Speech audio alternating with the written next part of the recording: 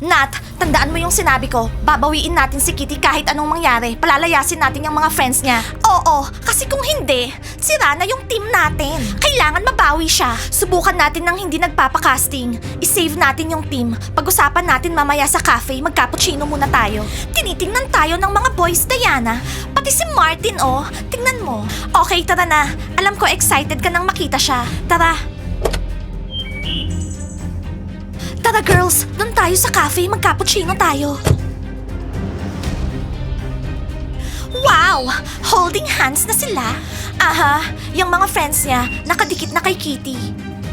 Hello boys, kumusta? Ano girls, may balita na ba? Wala pa, pero may plano na kami ni Nat paano bawiin si Kitty. Niloloko ni Kitty yung lahat. Oo, masyadong mayabang. Masyado siyang binago ng mga friends niya. Boys, pupunta kami sa cafe, sasama ba kayo? Hindi muna, may practice kami. Oo, mamaya na lang. Hi, okay boys, good luck sa practice nyo. Okay Nat, meron akong plan A tsaka plan B. Kailangan mag-decide tayo kung anong gagawin. Pinagtatawanan ba nila tayo ngayon? Hindi ko alam, pero sa ngayon hayaan natin silang tumawa. Gigi, 2 cappuccino please. So Diana, anong plano natin? Ang plano, gagawa tayo ng surprise para kay Kitty. Yung surprise na hindi niya matatanggihan. Cool! So Diana, magpapatalo ka talaga kay Kitty. Gusto kong isave yung friendship natin sa kanya. Iniisip ko na bumili ng mga balloons, tsaka masasarap na gusto niya. Talagang gagawin mo lahat, Diana, ha? Okay. Anyway, girls, I suggest gumawa tayo ng plano laban kay Diana.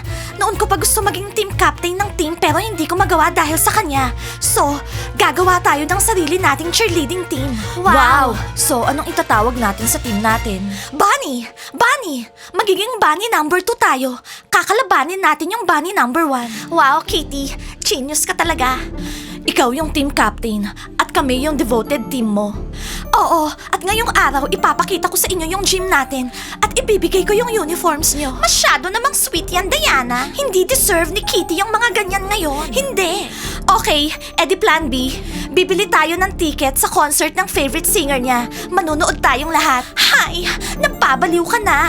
OMG. Tapos, kukuha tayo ng sisigaw sa likod ng stage. Kitty and Diana, besties forever. Sigurado ako makakalimutan niya lahat ng mga rats na yan. Sa tingin ko, sobra na yata yan. Hello guys, nagugutom yung mga kisas. Pwede mo ba kaming bigyan ng cat paws cake? Blondie, wala kaming cake na ganyan. Ano yun? Gigi, gawin mo yung cake nila. Baka mamaya kalmutin ka nila eh. Big, ako yung kakalmot sa kanila. Blondie, kisa na ako ngayon pero hindi pa din tayo tinitingnan ng mga boys. Eh si Big lang yung nandito. Hindi naman yung tumitingin sa ibang girls. Kay Gigi lang. Actually, gusto kong bumalik si Martin sa akin. Hindi ko alam kung anong nakita niya sa brunette na yan. Huwag mo nang isipin yon. Weird yung type ni Martin. Ikaw yung the best. Okay girls, tara na. Ipapakita ko sa inyo lahat. Ayoko na dito, masyadong masikip. Diba? Oo. Sinasadya niya bang umasta ng ganon, ha? Oo, nagsha-show off siya. Gigi, nasa na yung cappuccino namin? Hindi ko kayang hatiin yung sarili ko sa cappuccino nyo tsaka sa cat paws cake. Gigi, naghihintay yung mga kisas. Hello, Judy. Naging kaibigan ka na ng mga bunnies, ha? Okay rin sa amin na kaibiganin yung administrator. Baka pwede mo kaming yayain mag-chamomile tea. Oo, naging close na kami ng mga bunnies. Gusto ko sila. Pero kayo, hindi masyado. Yung ugali nyo, so-so. Ano namang ibig mong sabihin, so-so? Kami yung mga role model students dito sa academy. Pinakamababait. At pinaka-cool. Diba, guys? Oo, the best.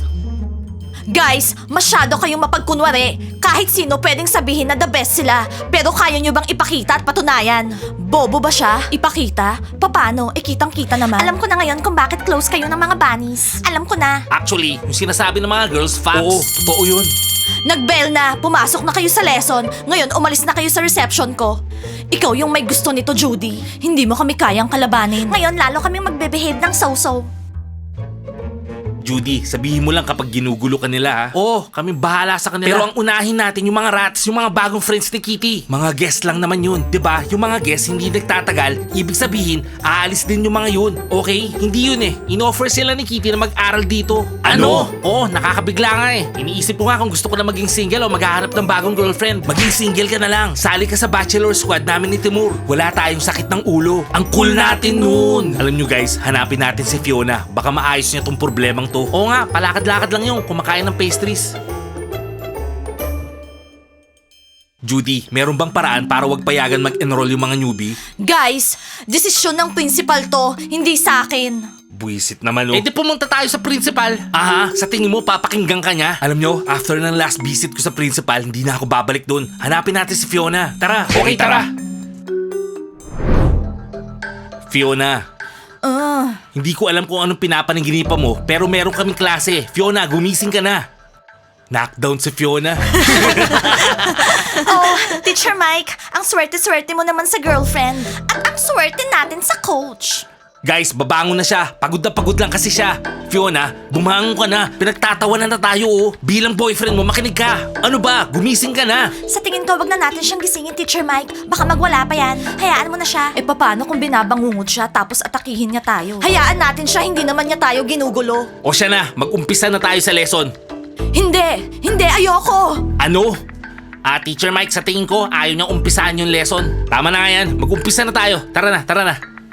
Ano ba yan? Bakante yung upuan ni Kitty. Hindi ako sanay. Dapat nandito siya. Talagang hindi siya papasok. Ganon. Okay.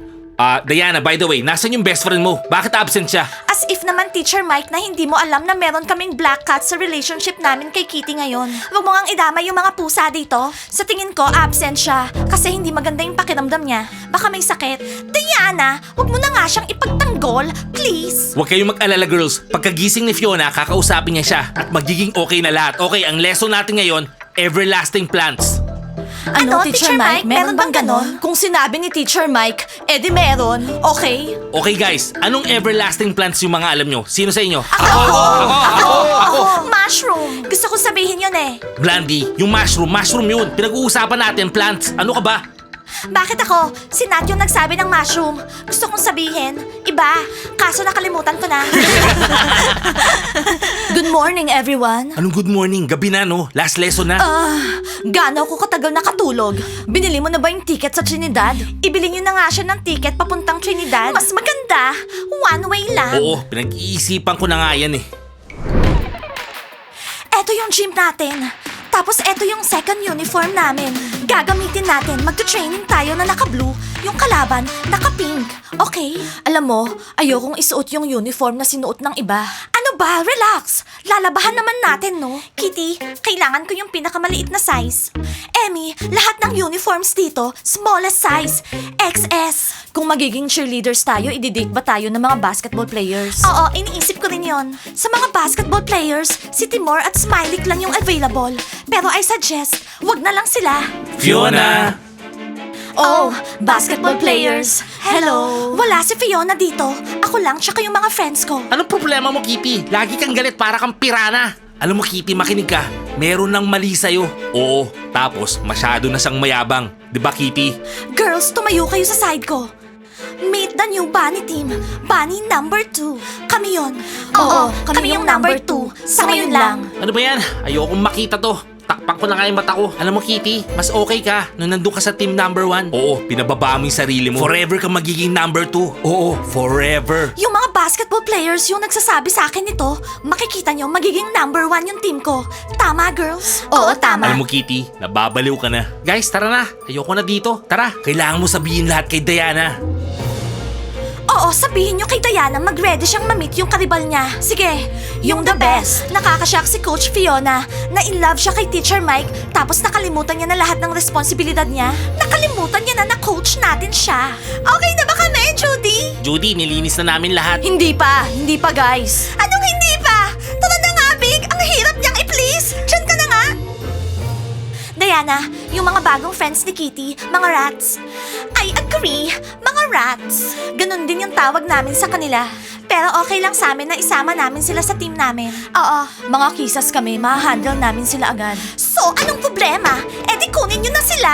Go! Oo, Blandy, please. Ang laki na ng pinagbago ni Kitty. Sige lang, Blandy. Kunin nyo na sila. Inofera na namin sila. Pero tumanggi sila. Eh di subukan nyo ulit. Kailangan ko pa bang i-explain kung paano kumuha ng tao sa team nyo?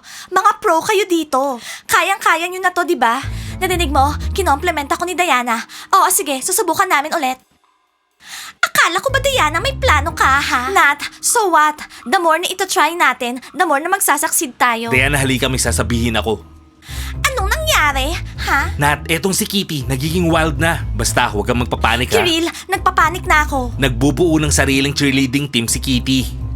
Ano? At pangalan ng team niya, Bunny Number 2. Nabaliw na talaga yang si Kitty.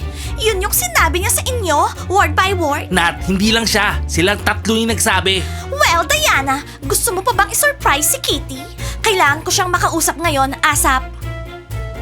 Buisit naman oh. Sana hindi sila mag-away. Pero posible silang mag-away. Gusto ko, kalad ka rin ni Diana si Kitty. Ah, hindi ko sinabi yun ha. Oh, Thomas, sobra naman yata yun. Tama lang yun. Traidor si Kitty. Disappointed nga ako sa kanya eh. Nakakainis siya. Fiona, ano nangyayari sa'yo? Natulog ka lang buong araw. Sa loob pa ng klase ko, nakita ka ng lahat ng estudyante ko. Lahat sila. So what? Mike, gusto ko matulog. Fiona, kung ganyan ka, baka mag-break na tayo. Tandaan mo yan. Mag-break? Oo, Fiona, mag-break. Dahil yan masyado kang madamot. Ayaw mo akong ibili ng ticket. Hindi ako madamot. Naubos ko na nga lahat ng bitcoin ko sa'yo eh. Wala na nga akong pera eh. Kung alam mo lang. Mike, ano? Wala. Huwag ka na nga natutulog dito sa academy. Hindi ako natutulog. Eh anong ginawa mo kanina ha? Napapanaginipan ko yung Trinidad. Alam mo Fiona, kung itutuloy mo yan, talagang di mo makikita yung Trinidad. O sige na, magtatrabaho na muna ako. Seryoso ako. Magbago ka na, Fiona. Well, bastos pala tong Mike na to. Ay, mukhang katapusan na namin ni Fiona. Hindi masyadong komportable yung pakiramdam ko. Moody, masanay ka na. Hoy Kitty, alam mo, ang weird ng mga friends mo. Oh, ayan na si Kitty kasama yung mga friends niya. Kitty, kailangan kitang makausap. Wala akong sasabihin sa'yo, okay? Pero ako may sasabihin. Mag-usap tayo dito o kaya dun sa kwarto. Wow, nagkakainitan na. Kanino kayo kakampi? Ako kay Diana. Kami rin, traidor yang si Kitty. Itigil mo na nga yan, Kitty. Nakatayo yung best friend mo sa harapan mo. At sino yung nasa likuran mo, hindi mo kilala. Sila yung mga bago kong best friends, okay? Okay, Kitty, sige na. Sila na yung best friends mo. Pero paano mo i-explain yung Bunny number 2, ha? Yung bagong cheerleading team? Isa lang yung number 1 team. Yung Bunny team. At kami yon, okay? Pwede pa? Huwag kang gumawa ng clones, Kitty. Sandali. Galing ako sa Bunny team, di ba? At bakit gagawa ako ng ibang team? Meron akong sariling team. Bunny number 2. Okay? Ang ganda ng plano mo, no? Pumasok ka sa Bunny team. By the way, kinuha lang kita galing sa Frogs team na tatandaan mo, tapos ngayon gagawa ka ng copies. So, hindi ka lang traidor. Gumagawa ka din namang masasamang bagay. Yak! Hindi ko lang naisip to. Plinano ko talaga to. Magkakaroon ng Bunnies number 2, okay? Diana, akala ko sisipain mo na siya. Ano, kampi pa naman kami sa'yo? Ano bang problema ng Kitty na yan? Well, kahit ako iniisip ko kung ano bang problema ni Kitty. Yan ang friendship para sa'yo. Nandyan, tapos wala na. Hindi magkakaroon ng Bunny number 2. Bunny number 1 lang. At tayo yon, okay? Guys, like and subscribe to the channel and don't forget to hit the bell. See you on our next episodes. I love you guys. Bye! Tara na. Been a little too nice to y'all. Now I gotta up price on y'all. Snake eyes on dice for y'all. Shoulders on ice for y'all.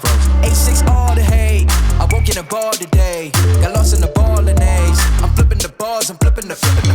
On record, off record. I still count wins when they doubt it. On record, off record. I let them take advantage. I was wildin'. On record, off record deals. Tell them talk to Colin for the quote. On record, off record. I still want the act, not the ghost. For the record, I'm done trying to make y'all comfortable.